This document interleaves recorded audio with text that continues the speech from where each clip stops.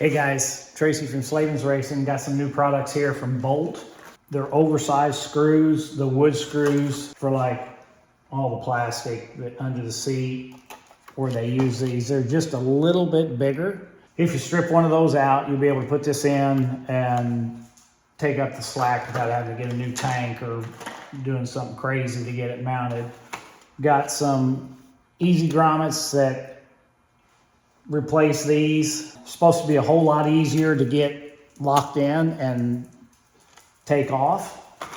And then we have the rear axle adjusters that are fixed. You don't have to have a jam nut or anything. That just keeps everything in line. It's got marks on top of it, and we'll do an install and everything on it. So right now we'll go ahead and pop these out, hopefully. There's one.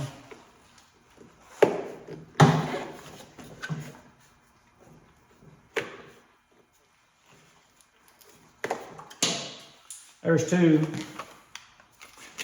So let's see how hard this is to put in. Okay, so get that started. Kind of work it in with a screwdriver. That wasn't too bad. This one down here.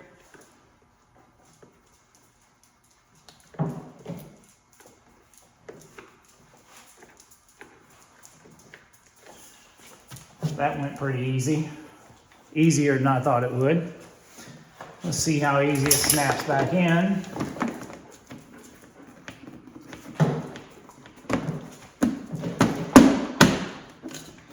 Snaps in pretty easy.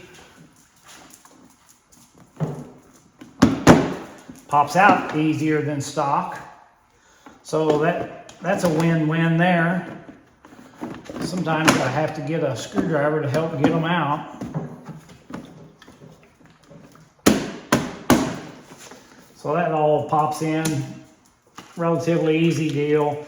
There's 4 of them, and the other one I need to put on the air filter one. There's one here as well. Might as well do it while we got it easy to get to. I always have to put grease on the things to get them to pop in, and these you're not supposed to have to do that with, so that makes it a little nicer. Keeps stuff, grease from getting all over your hands and whatnot. Okay, so those are super easy to install. We'll tidy this up, get this done.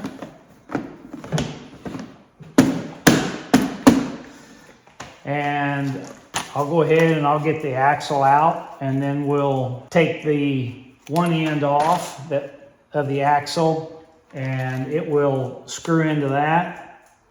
It's threaded for the 22 millimeter, and we'll get that slid in, and the other side, the nut just holds that in. So do that and see how that works out. All right, takes a 30 millimeter wrench. Take the nut off of this side. Kind of get started. You won't need all this stuff to go back on. Pull the axle out. I have to take all this extra out, the bolts, because of the way these mount in there, and you screw these in. And when the axle's mounted onto it, you basically it stays in position, and then you just slide your axle back in, and you don't have to readjust. You don't have to use the screwdriver and lay under your wheel to tighten it up. So I'll get set up and unscrew this off and put this on. Probably going to use a little heat, so I'll have to move over to the vise, and we'll do that and come back and mount everything up. Okay, I got it in the soft jaws. So what we're going to do is I'll take this out, just set it to the side.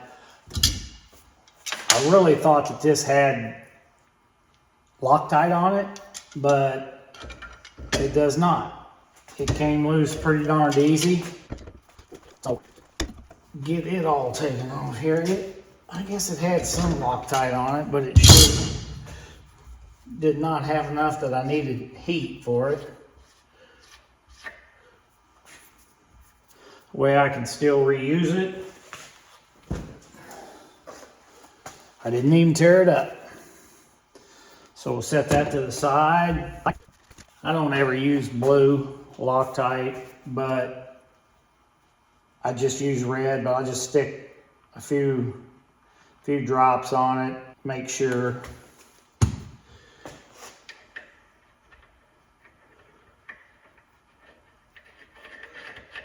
Screw it on. I really don't want to mar it up, so I'll put a rag over it. Just give it a little bit.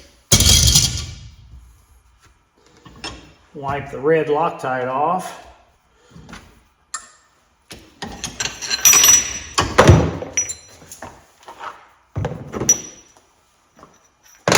All the magnets are broken in the backs of those soft jaws.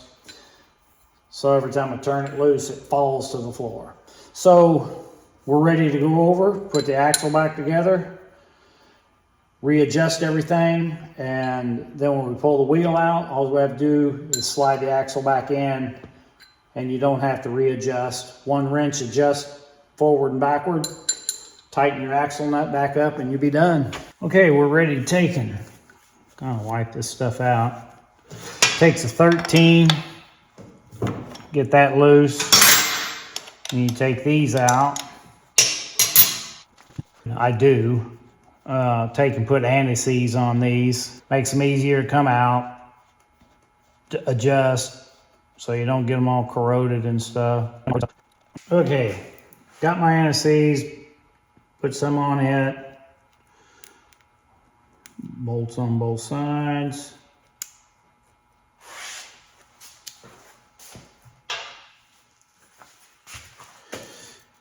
Doesn't take a whole lot. This stuff goes a long ways. And plus I've already got some in there on the threads already, so shouldn't need a whole lot.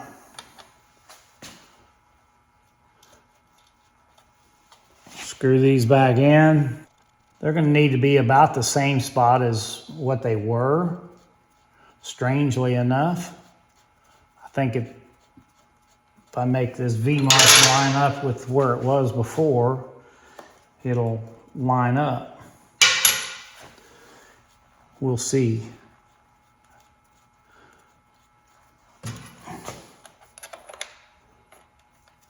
That's too far in.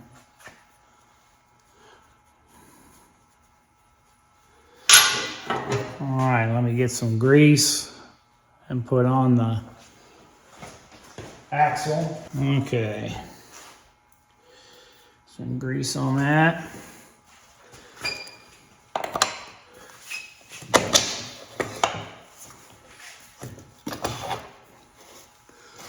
See how that lines up. Wow. That's pretty slick. Get screw this side in.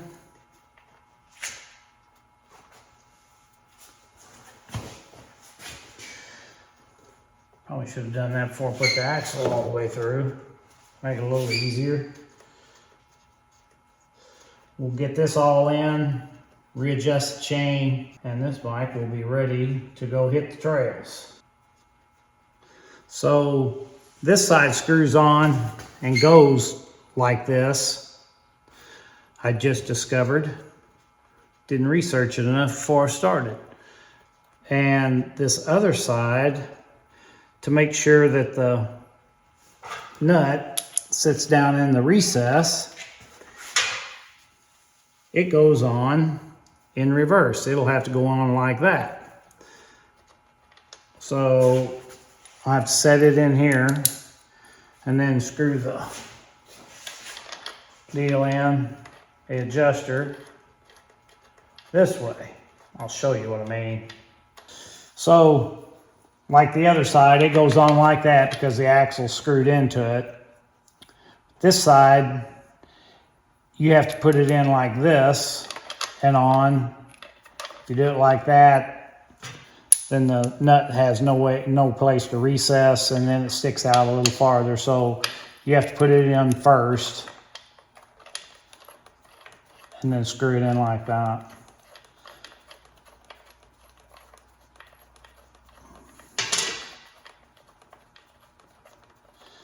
Having anti-seize on it sure makes it a whole lot easier to slide in.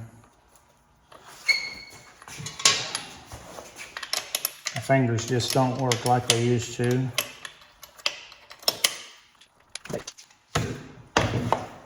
Okay, so we got that. And see how that goes back in the recess like it should. And that is on the way for the last mark, so.